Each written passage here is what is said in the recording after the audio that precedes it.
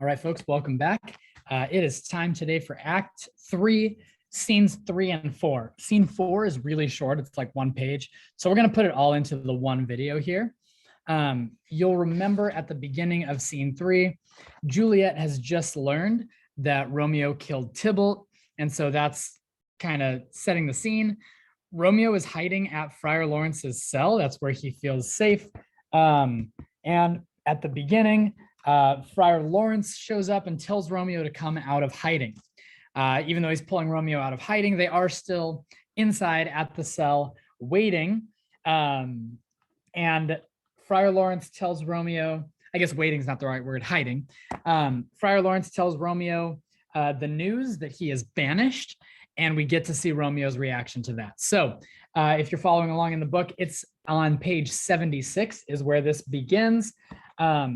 Get to hear some great complaining from Romeo in this scene. So Act 3, Scene 3, here we go. Scene 3, Friar Lawrence's cell.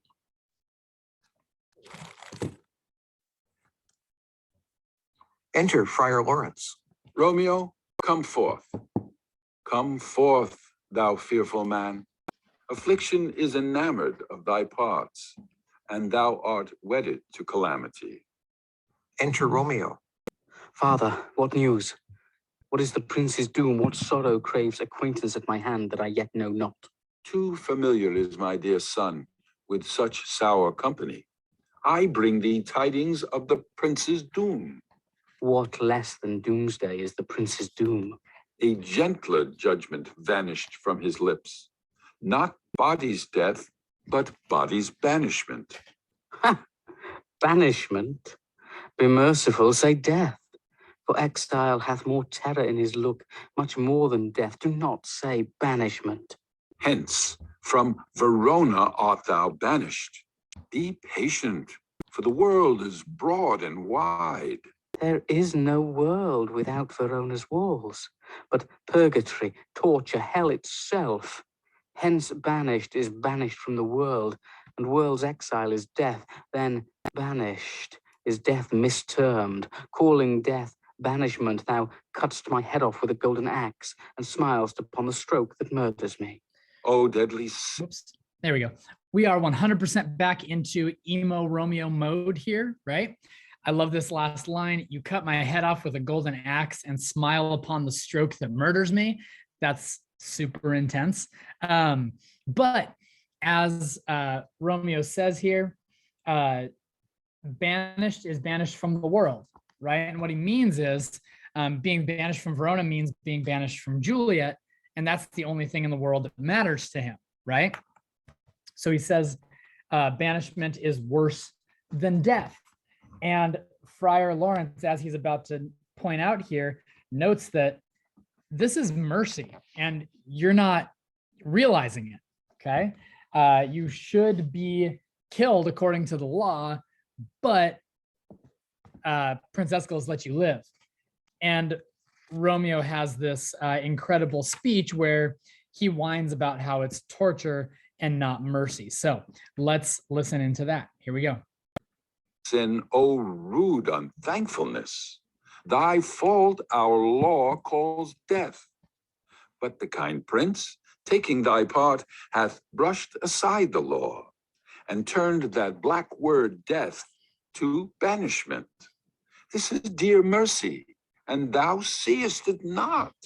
'Tis torture and not mercy.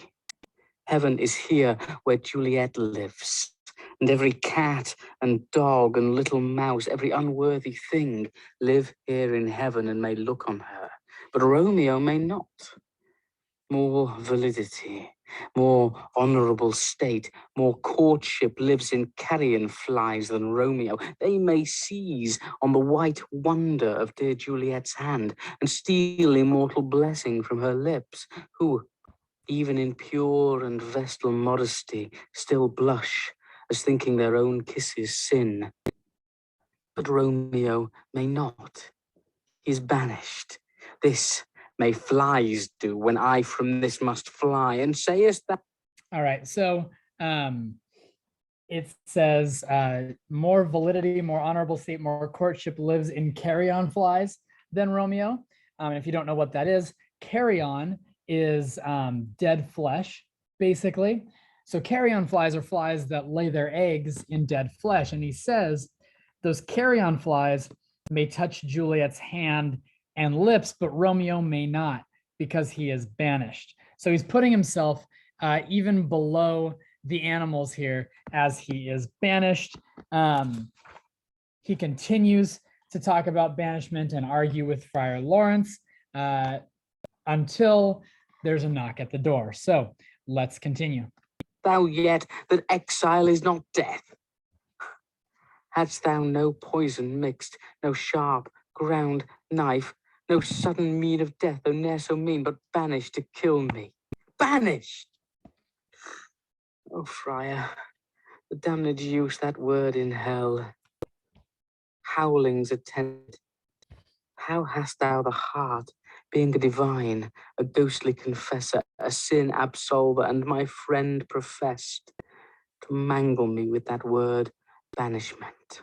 Thou fond madman, hear me speak a little. Oh, thou wilt speak again of banishment. I'll give thee armor to keep off that word. Adversity's sweet milk, philosophy to comfort thee, though thou art banished. Yet banished? Hang up philosophy. Unless philosophy can make a Juliet, displant a town, reverse a prince's doom, it helps not, it prevails not. Talk no more. Oh, then I see that madmen have no ears. How should they, when that wise men have no eyes? Let me dispute with thee of thy estate. Thou canst not speak of that thou dost not feel.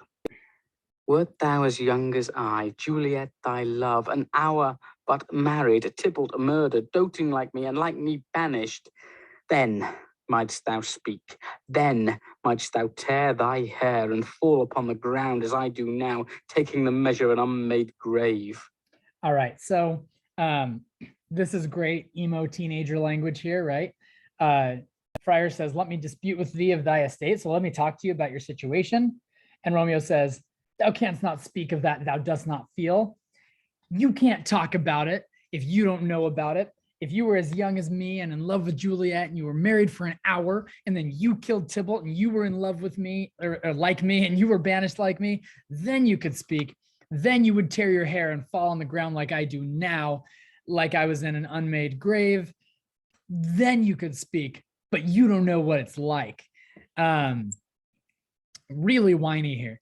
And Friar Lawrence hears the knock at the door and he's like, dude, you gotta hide. Because remember, it might be the Capulets. It might be Prince Aeschylus. Romeo's not supposed to be in Verona. He's supposed to be banished. He's got until the morning to get himself out of town. But he is so, he's crying and wailing. He's so emotional that he refuses to get up. So here we go. Knocking within. Arise, one knocks. Good Romeo, hide thyself. Not I, unless the breath of heart-sick groans mist-like enfold me from the search of eyes. Hark, how they knock. Who's there? Romeo, arise. Thou wilt be taken. Stay a while. Stand up. Run to my study. By and by God's will. What simpleness this is. I come, I come. Who knocks so hard? Whence come you? What's your will? Within. Let me come in and you shall know my errand. I come from Lady Juliet. Welcome then. Enter nurse. Oh, holy friar, oh, tell me, holy friar, where is my lady's lord? Where's Romeo? There on the ground, with his own tears made drunk.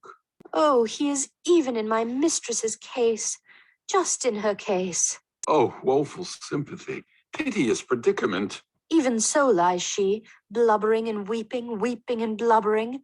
Stand up, stand up, stand and you be a man. For Juliet's sake, for her sake, rise and stand. Why should you fall into so deep an O? Nurse. Ah, sir, well, death's the end of all. Spakest thou of Juliet? How is it with her? Does not she think me an old murderer? Now I have stained the childhood of our joy with blood removed but little from her own. Where is she? And how doth she? And what says my concealed lady to our cancelled love? Oh, she says nothing, sir, but weeps and weeps, and now falls on her bed, and then starts up, and Tybalt calls, and then on Romeo cries, and then down falls again. As if that name, shot from the deadly level of a gun, did murder her, as that name's cursed hand murdered her kinsman. Oh, tell me, friar, tell me, in what vile part of this anatomy doth my name lodge? Tell me, that I may sack the hateful mansion. Drawing his sword. Hold thy Okay. So it's interesting. And here it says he draws his dagger. The voice says drawing his sword. In the book, it says he offers to stab himself and nurse snatches the dagger away. Okay. So the nurse shows up and Romeo's lying on the ground crying. And the nurse says, oh, that's what Juliet's doing too. She's at home lying on the ground crying. And that's too much for Romeo to hear. He says, as if that name Romeo, shot from the deadly level of a gun, did murder her. And there's an interesting callback here to the balcony scene, right? Remember in the balcony scene, Juliet says, what's Montague? It's not hand, nor arm, nor face, nor any other part belonging to a man. And Romeo says, here, tell me, friar, in what vile part of this anatomy does my name lodge? In what part of my body is my name? Tell me that I may sack the hateful mansion. Tell me so that I can basically cut it out of myself with my dagger, is what he's saying. And the nurse takes the dagger from him to keep him safe. And Friar Lawrence has a 2-page speech almost in our book that really talks about 3 things. Thing number 1 is, how dare you, right? Thing number 1 is, you look like a man, but you're crying like a girl and acting like a beast. And this is a disgrace. The second part, he says, Romeo, you have reasons to be happy and grateful here. And then the third part is the new plan. So we'll kind of pause after part 2 and 3 of this speech to talk about those things. So here we go. desperate hand. Art thou a man? Thy form cries out thou art. Thy tears are womanish. Thy acts denote the unreasonable fury of a beast. Unseemingly woman in a seeming man, or ill-beseeming beast in seeming both. Thou hast amazed me. By my holy order, I thought thy disposition better tempered. Hast thou slain Tybalt? Wilt thou slay thyself, and slay thy lady too that lives in thee, by doing damned hate upon thyself? Why railest thou on thy birth, the heaven, the earth? Since birth and heaven and earth, all three do meet in thee at once, which thou at once wouldst love. Fie, fie, thou shamest thy shape, thy love, thy wit, which, like a usurer, aboundest in all, and usest none in that true use indeed which should bedeck thy shape, thy love, thy wit. Thy noble shape is but a form of wax, digressing from the valor of a man. Thy dear love sworn, but hollow perjury, killing that love which thou hast vowed to cherish. Thy wit, that ornament to shape and love, misshapen in the conduct of them both, like powder in a skillless soldier's flask, is set afire by thine own ignorance, and thou dismembered with thine own defense. What? Rouse thee, man. Thy Juliet is alive, for whose dear sake thou wast but lately dead. There art thou happy. Tybalt would kill thee, but thou slewest Tybalt. There art thou happy too. The law that threatened death becomes thy friend and turns it to exile. There art thou happy. A pack of blessings lights upon thy back. Happiness courts thee in her best array. But like a misbehaven and sullen wench, thou poutest upon the future and thy love. Take heed, for such die miserable. All right, so that's the first 2/3 of this speech. That second part, he says, thy Juliet is alive, for whose dear sake thou wast but lately dead, there art thou happy. So 3 reasons to be happy. Number 1, Juliet is still alive. Number 2, Tybalt would kill thee, but thou slewest Tybalt, right? There art thou happy too. So Tybalt would have killed you, but because you killed him, you don't have to worry about him anymore, right? And then third, the law that threatened death becomes thy friend and turns it to exile. There art thou happy, right? The law says that you should be executed. You should be put to death because you killed somebody, but instead you're just being banished. So there art thou happy. That is the third reason, okay? Now he's going to give Romeo the plan for what is he supposed to do next, okay? And then at the end of that, we'll pause, we'll recap the plan, and we'll finish the scene. Go, get thee to thy love as was decreed. Ascend her chamber hence and comfort her. But look, thou stay not till the watch be set, for then thou canst not pass to Mantua, where you shalt live till we can find a time to blaze your marriage, reconcile your friends, beg pardon of the prince, and call thee back with 200,000 times more joy than thou wentst forth in lamentation. Go before, nurse, commend me to thy lady, and bid her hasten all the house to bed, which heavy sorrow makes them apt unto. Romeo is coming.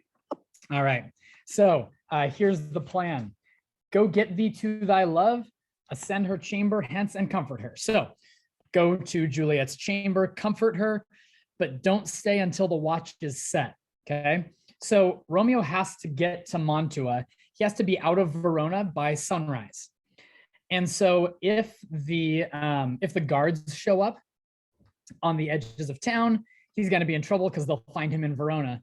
So he has to leave before then. He'll live in Mantua until Friar Lawrence can find a time to publicize the marriage, make it public, tell his friends, beg for the prince to pardon him from the murder, and then they'll be able to call him back with 200,000 times more joy, he says. So that's the plan. That's what's going to happen. Let's finish this scene, and then we'll read scene 4 quickly here. Romeo is prepared to make this plan happen. Here we go. Oh, Lord, I could have stayed here all the night to hear good counsel. Oh, what learning is. My lord, I'll tell my lady you will come. Do so, and bid my sweet prepare to chide. Here, sir, a ring she bid me give you, sir. Hie you, make haste, for it grows very late. Exit. How well my comfort is revived by this. Go hence, good knight, and here stands all your state. Either be gone before the watch is set, or by the break of day disguised from hence, sojourn in Mantua. I'll find out your man, and he shall signify from time to time every good hap to you that chances here. Give me your hand. 'Tis late. Farewell. Good night. But that a joy past joy calls out on me, it were a grief so brief to part with thee. Farewell. Exit. All right, so now we get to scene 4, and we've got Lord Capulet, Lady Capulet, and Paris. And this is a really short scene where at the beginning, Lord Capulet is apologizing, okay? So the camera moves back, we're in the Capulet mansion, and He's apologizing to Paris because since Juliet loved Tybalt so much, we haven't had time to put in a good word for you, okay? So that's where we begin. Here we go. Scene 4, a room in Capulet's house. Enter Capulet, Lady Capulet, and Paris. Things have fallen out, sir, so unluckily that we have had no time to move our daughter. Look you, she loved her kinsman Tybalt dearly, and so did I. Well, we were born to die. 'Tis very late. She'll not come down tonight. I promised you, but for your company, I would have been in bed an hour ago. These times of woe afford no tune to woo. Madam, good night. Commend me to your daughter. I will, and know her mind early tomorrow. Tonight, she's mewed up to her heaviness. All right, so good guy Paris. These times of woe afford no times to woo. At this time, while you're grieving, while Juliet's grieving, now is not the appropriate time to flirt. So he says, I'll leave, commend me to your daughter. And Lady Capulet says, yep, I'll put in a good word for you. I'll do it early tomorrow. Tonight, she's mewed up to her heaviness. So tonight, she's shut up in her room with her grief. And Paris starts leaving, but Lord Capulet grabs him, probably not physically, but he calls him back again and makes Paris a deal. Sir Paris, I will make a desperate tender of my child's love. I think she will be ruled in all respects by me. Nay, more, I doubt it not. Wife, go you to her ere you go to bed. Acquaint her here of my son Paris's love, and bid her, mark you me, on Wednesday next. But soft, what day is this? Monday, my lord. Monday. Ah, well, Wednesday is too soon. Thursday let it be. A Thursday, tell her. She shall be married to this noble earl. Will you be ready? Do you like this haste? We'll keep no great ado, a friend or two. For hark you, Tybalt being slain so late, it may be thought we held him carelessly, being our kinsman, if we revel much. Therefore we'll have some half a dozen friends, and there an end. But what say you to Thursday?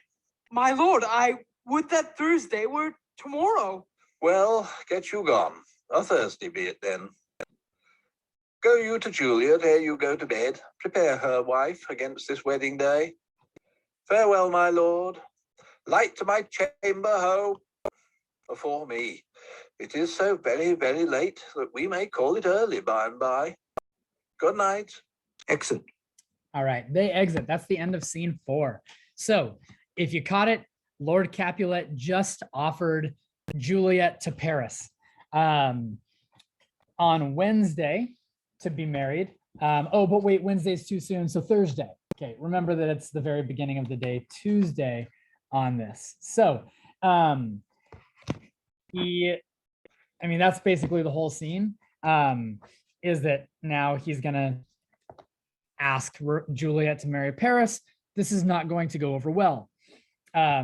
He tells Lady Capulet to prepare her against his wedding day before she goes to bed to go talk to Juliet. And so she's going to do that. As we begin scene 5, though, we begin with Romeo and Juliet up in the balcony, kind of saying their goodbyes. And so we'll get to that in our next video. You can look forward to that. Thanks for listening, and we'll talk to you soon. Take care.